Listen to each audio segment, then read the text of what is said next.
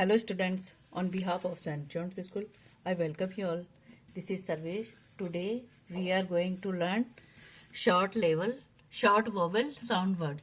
आज हम short vowel sound word learn करेंगे. Okay? क, अ, ब, कब. ह, अ, ब, हब. र, अ, ब, रब. ट, अ, ब, टब.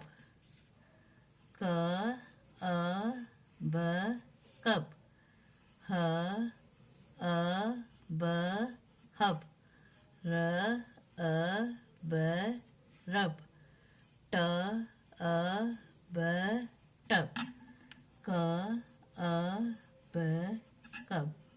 ह, अ, ब, हब.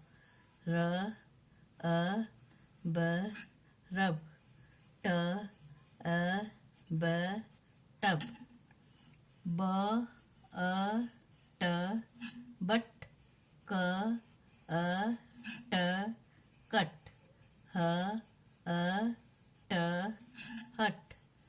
न, अ, ट, नट.